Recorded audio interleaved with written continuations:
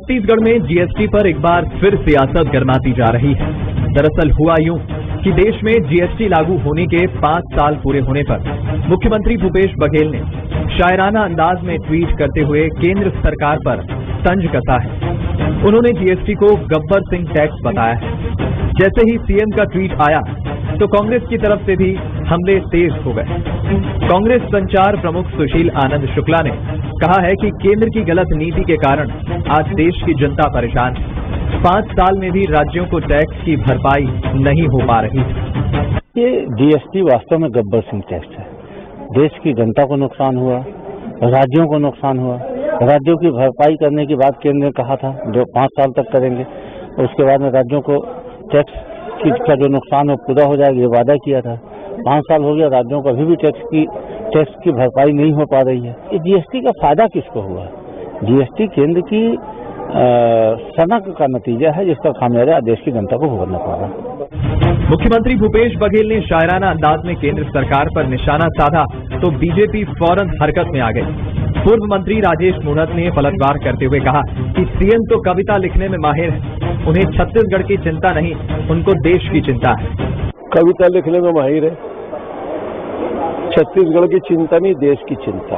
तो मेरा आग्रह है कि कांग्रेस पार्टी के अंदर कई पद खाली पड़े हैं दिल्ली में, और ऐसे भी राष्ट्रीय अध्यक्ष के नेतृत्व में चुनाव होने वाला है, वहां जाकर ये गद्दी संभाले और छत्तीसगढ़ किसी दूसरे के हैंडओवर कर दे ताकि वो छत्तीसगढ़ की चिंता कर सके। कुल मिलाकर एक बार फिर जीएसटी को लेकर प्रदेश सरकार केंद्र सरकार को घेर रही है, और ये पहला मौका भी नहीं है। अक्सर भूपेश सरकार जीएसटी को लेकर बीजेपी पर हमला बोलती आई है।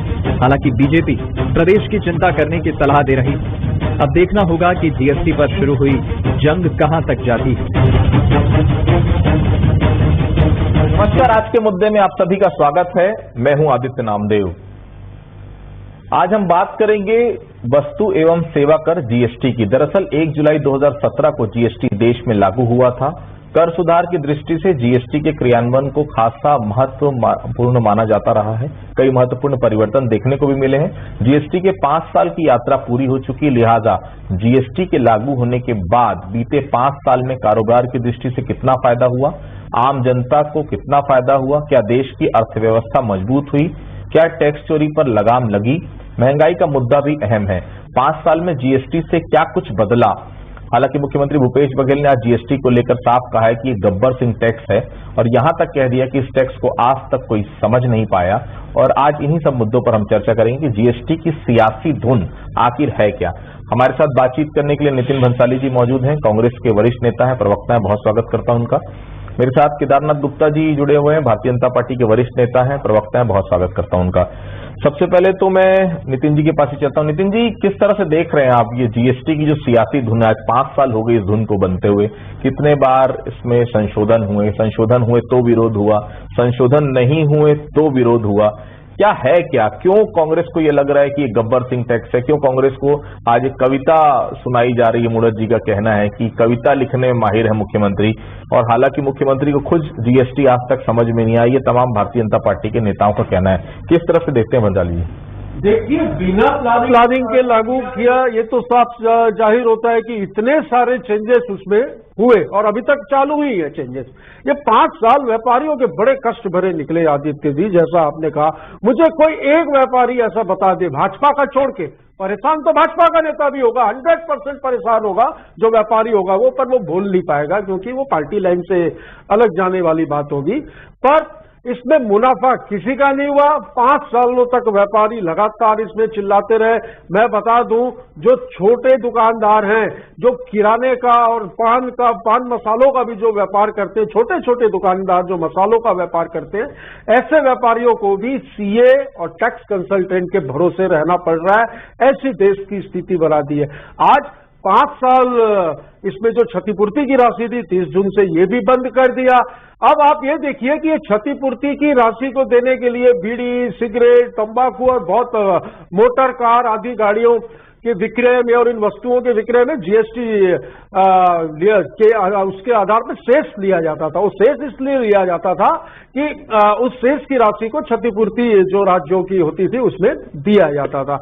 अब देखिए, सेस जो है उसको बंद नहीं किया, उसको 5 साल वसूलेंगे, पर यहाँ क्षतिपूर्ति देने की जहां बात आ रही है वहां पर ये कह रहे हैं कि क्षतिपूर्ति अब नहीं देंगे। तो ओवरऑल सारे व्यापारी त्रस्त हैं, परेशान हैं इस थोपे गए गब्बर सिंह टैक्स की वजह से। खुश है तो सिर्फ मोदी जी के मित्र और भारतीय जनता पार्टी के भी। मैं तो फिर कह रहा हूं, दिल पे हाथ रख के बीजेपी के नेता ये कह दे कि वो जीएसटी की इस प्रणाली से बिल्कुल खुश है। केदार गुप्ता जी बिल्कुल कहेंगे क्योंकि डिबेट में बैठे हैं और खुद एक व्यापारी है। 1000 रुपये के ऊपर जो होटल में किराया लगेगा उसको जीएसटी के दायरे में ले लिया आपने। ये कहां जा रहा है देश? 5000 रुपए के ऊपर जो हॉस्पिटल का जो कमरा है उसको आपने जीएसटी के दायरे में ले लिया। डिब्बा बंद दूध, दही, मक्खन, सब्जियां, इन सबको आपने जीएसटी के दायरे में ले लिया। ये महंगाई और किचन के बजट बिगड़ने वाली स्थिति जो लगातार देश में चल रही है, ये वापस उस ओर ले जाकर अपनी जेब भरने का काम केंद्र सरकार कर रही है, जिसका खुले तौर पर कांग्रेस ने डे 1 से विरोध किया है और आज भी करते हैं। कांग्रेस नहीं, इस देश का छोटा बड़ा व्यापारी भी इसके खिलाफ है। गुप्ता जी, आप खुद व्यापारी हैं, जीएसटी को बहुत बेहतर तरीके से समझते हैं।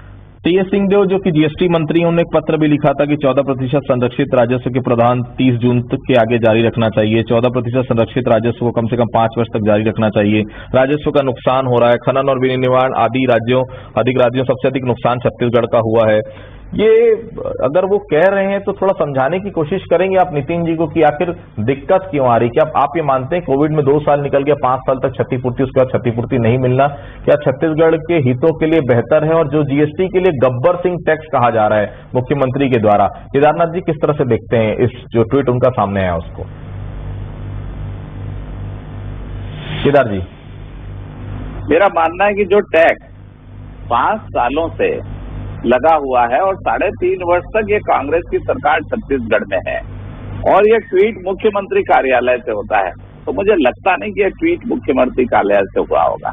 क्या आप ये मान सकते हैं कि किसी प्रदेश का मुख्यमंत्री 3.5 वर्षों से केंद्र से कैसा पैसा आ रहा है, किस जीएसटी के हिसाब से आ रहा है, ये उनको नहीं मालूम होगा?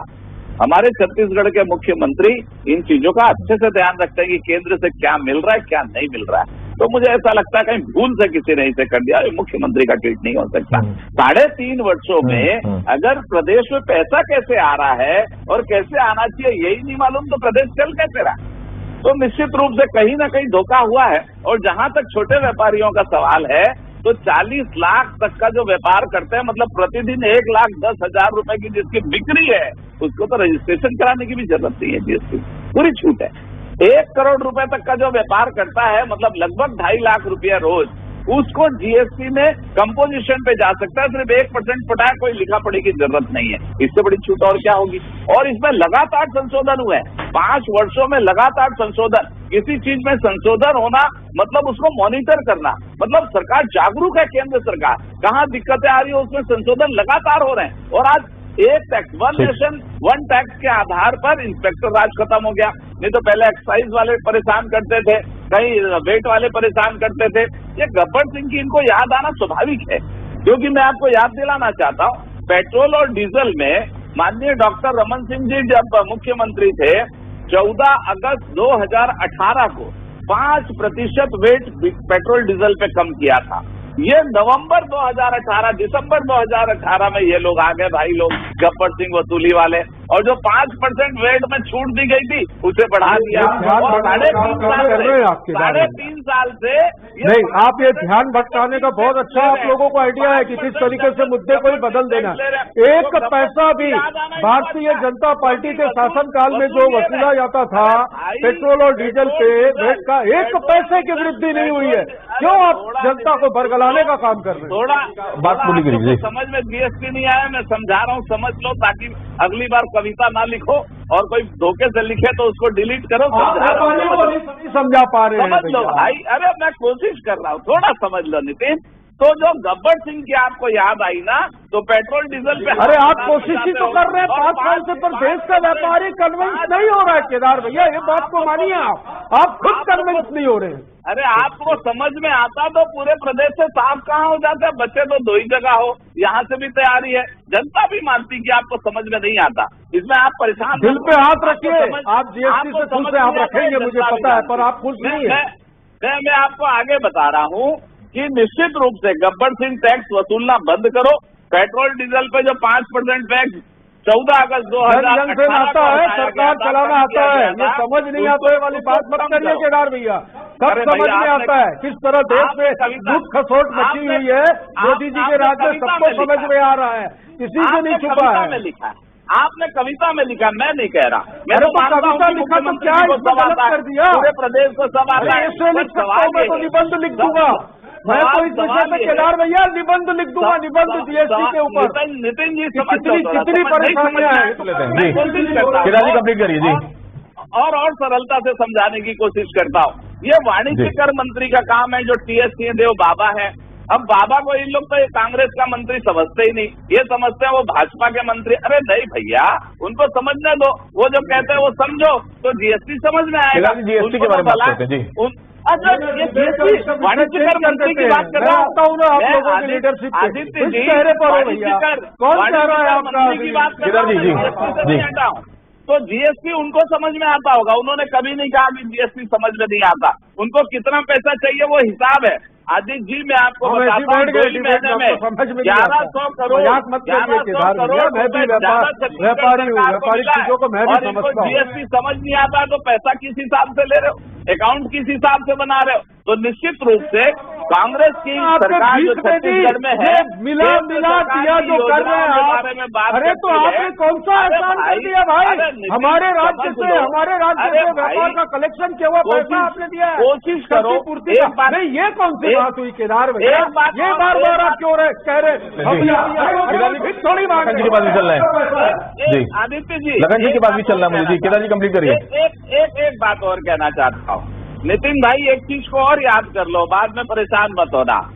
जब 32% टैक्स की राशि राज्यों के हिस्से में आती थी, जब नरेंद्र मोदी जी बने 2014 में, केंद्र जो टैक्स वसूलता था उसका 32% देता था राज्यों को।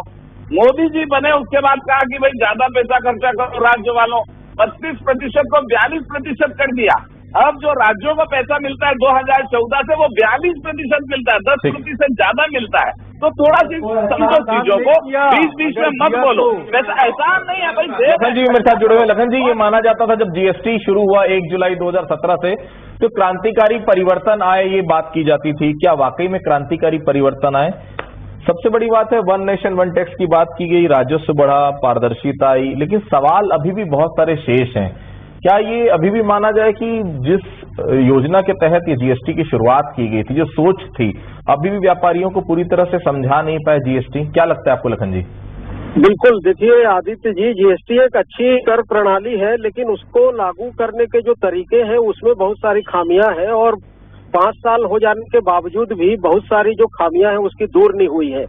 सबसे बड़ा जो विवाद इस समय अभी हो रहा है कि जो आपका 2022 में जो खत्म हो गया है, इनको जीएसटी का जो मिलता था, वो उसको लेकर अभी जो विवाद है, महत्वपूर्ण बात है कि और उसमें क्षतिपूर्ति का जो मामला है, वो जो भूपेश बघेल जी की जो मांग है और जो हमारे बाबा जी जो मांग कर रहे हैं, मैं उसका समर्थन इसलिए करता हूँ आदित्य जी, क्योंकि निश्चित रूप से छत्तीसगढ़ जैसे निर्माण राज्य को, निर्माण खनन और जो है माइनिंग में बहुत सारे जो है हमारे यहाँ निर्माण के कार्य होते हैं, जिसमें जीएसटी की जो संरचना है उसमें क्या कर दिया गया है कि निर्माण की जगह उपभोग पर, खपत पर जीएसटी वसूला जा रहा है। तो इससे क्या नुकसान हो रहा है कि हमारे यहाँ खपत कम है, क्योंकि जनसंख्या भी कम है, राज्य छोटा है, तो इसलिए जीएसटी का जो कलेक्शन जो 50% राज्यों को मिलता है उसमें छत्तीसगढ़ को नुकसान हो रहा है। यही मुख्य मुद्दा है और क्षतिपूर्ति को बढ़ाने के लिए इसीलिए मांग कर रहे हैं। देखिए, जो बड़े राज्य हैं, जहाँ की बड़ी जनसंख्या है, वहाँ पर तो इसमें कोई दिक्कत नहीं है जीएसटी में, लेकिन दिक्कत वहाँ पर है जो निर्माणकारी राज्य है और जो है जनसंख्या जहाँ की कम है। तो दिक्कत इसी बात को लेकर हमेशा टसन हो रहा है, क्लेश हो रहा है कि इसको फिर से बढ़ाया जाना चाहिए, और जो हमारी जो भूपेश बघेल सरकार मांग कर रही है उसकी मांग का मैं समर्थन करता हूँ। मांग जायज है, देखिए इसलिए क्योंकि हमारे यहाँ की जनसंख्या के हिसाब से हमको खपत कम है, उपभोग कम है, तो हमको जीएसटी में कम जो है हिस्सेदारी, भागीदारी मिल रही है। जो बड़े राज्य हैं, उत्तर प्रदेश, बिहार जैसे, जहाँ पर भारी मात्रा में जनसंख्या है, वहाँ जीएसटी का कोई लफड़ा नहीं है, क्योंकि वहाँ पर जीएसटी में उनको जो है 50% जो हिस्सा मिल रहा है वो ज्यादा मिल रहा है, क्योंकि वहां पर निर्माण के कम है। तो दिक्कत जो है यही है कि सबसे भारत में सबसे बड़ा जो निर्माण करने वाले राज्य हैं, जहां सबसे ज्यादा कंपनियां हैं, तमिलनाडु है, गुजरात है, लेकिन वहां पर क्या है, जनसंख्या भी ज्यादा है, तो इसलिए उन राज्यों में समस्या नहीं है। समस्या छत्तीसगढ़ की जायज समस्या है, और मुझे लगता है कि इस पर सरकार को गंभीरता से विचार करना चाहिए। देखिए, गब्बर टैक्स का मामला, वो कविता, वो अलग मामला है। लखन जी, मेरा एक सवाल था, जो मेरे पास एक डेटा है कि जीएसटी कलेक्शन की अगर हम बात करें वित्तीय वर्षों के हिसाब से, तो 2017-18 में लगभग 4,763 करोड़, 2018-19 में 8,950 करोड़, इसी तरह से 2021-22 में 13,022 करोड़, मतलब साथ है 13,022। तो ये कहीं ना कहीं हर बार वृद्धि हुई है। जीएसटी कलेक्शन का फायदा राज्यों को भी मिला है, लेकिन वो एक्चुअल फायदा क्यों आपको ऐसा लग रहा है कि यहाँ के लोगों को नहीं मिल पा रहा है? क्योंकि अगर कलेक्शन की बात करें तो हर साल जो है जीएसटी कलेक्शन भी बढ़ा है, राज्यों को मिलने वाला जो राज्यांश है वो भी देखिए 2017 में जो 4,763 करोड़ से शुरुआत हुई थी वो 13,000 करोड़ से ऊपर हो चुका है। इसके बाद भी क्या दिक्कत आप महसूस कर रहे हैं जीएसटी कलेक्शन को लेकर और जीएसटी को लेकर? नहीं, देखिए, कलेक्शन जो बढ़ रहा है उसके कई कारण हैं। कलेक्शन बढ़ने के कारण है, एक तो खपत में थोड़ी सी वृद्धि हो रही है कि हमारे 6 नए राज्य बनने के बाद रायपुर की जनसंख्या बढ़ी है, और जो पहले क्या होता था, शुरू में जब जीएसटी लागू हुआ तो साल, 1.5 साल तक, 2 साल तक उसका जो कलेक्शन होता था वो सरकार के खाते में जा नहीं पा रहा था, उसमें टेक्निकल जो है दिक्कतें होती थी। तो पुराना जो पैसा होता था वो भी आकर उसमें जुड़ता गया है, इसलिए भी कलेक्शन थोड़ा सा बढ़ा है। तो कलेक्शन बढ़ा है, इसका मतलब ये नहीं है कि छत्तीसगढ़ को उसमें फायदा हुआ है। छत्तीसगढ़ को जितना हिस्सेदारी मिलनी चाहिए उस हिस्सेदारी में कमी। अभी आज ही जो है टीएस बाबा ने जो है आंकड़े जारी किए हैं, जिसमें 7-8 हजार करोड़ का इनका जो लंबित मामला है, जो केंद्र से लेना है, वो आज तक जो है केंद्र सरकार ने नहीं दी है। तो उस मामले का भी निपटारा होना चाहिए। आप पुराना पैसा, बकाया पैसा राज्यों को नहीं देंगे तो फिर वो जो है मांग तो करेंगे ही। तो ये बहुत सारी इसमें चीजें हैं आदित्य जी, इसमें जो है, इसलिए कि छत्तीसगढ़ की जनसंख्या बहुत कम है और 50, इसलिए जो है नुकसान है। क्षमापूर्वक मैं आदित्य जी बीच में कहना चाहता हूँ कि राजस्व का जीएसटी मुख्यमंत्री गब्बर कलेक्शन है, मुख्यमंत्री जी, मैं 1 मिनट, तो वो 150 करोड़ पेंडिंग है, 7-8 हजार करोड़ रुपए ये कह रहे हैं। मैं क्षमापूर्वक बीच में कह रहा हूँ, ऐसा कोई पेंडिंग नहीं है। और कहाँ 4,000 करोड़ और कहाँ 13,000 करोड़, बहुत लंबा, मतलब वसूली ज्यादा हो रही है, इससे इनको खुश होना चाहिए। पर अगर बारदाने की बात है, अगर खाद की बात है, अरे हद होती है, वैक्सीन की बात है, तो इनको केंद्र पर खाली ठीकरा फोड़ना पड़ता है। मैं नितिन भाई, आज आप बैठे हो, थोड़ा फोन करके अपने कृषि मंत्री को बोल देना कि भैया बारदाने का ऑर्डर दे दो, बारदाने का ऑर्डर दे दो, बारदाने का। नवंबर में आप बोलोगे बारदाना नहीं है, मोदी जी ने दिया नहीं है। अरे आपके वो झूठ कमिश्नर को बोल दो हमने डिमांड भेज दी है। केदार गुप्ता जी, हमने डिमांड भेज दी है। आप ये सुनिश्चित करिए कि बारदाना हमें हमारे समय पर मिल जाएगा। पैसा जो है वो एडवांस जा चुका है। चलाओ मेरे भाई, कुछ नहीं आता आप लोगों को तो कोई बात नहीं है, जनता ने मैंडेट दे दिया, बैठो, जब तक के चलता है मामला चलाना पड़ेगा। मैंने कहा ना, जन जन से आता है, सरकार चलाना आता है। आप बड़े बिल वाले नहीं सीखनी है, बड़े बिल वाले हो, कहते हो कि समझ में नहीं आ रहा है, ऐसा तो कोई मैंने आज तक देखा नहीं। आप बड़े दिल वाले हो,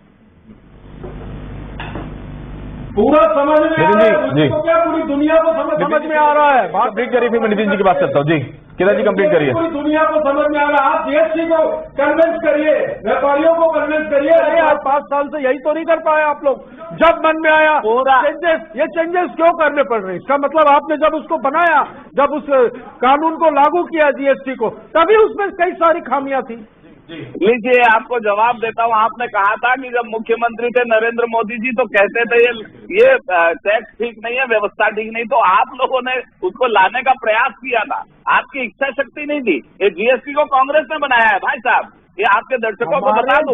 पर इतने हमारे कंप्लीट करिए जी, मेरे पास आखिरी 1 मिनट बाकी है। थोड़ा नितिन जी, वो आप लोगों ने जो बनाया था वो आपको हो नहीं पाता। आपकी हिम्मत भी नहीं थी, इच्छा शक्ति भी नहीं थी।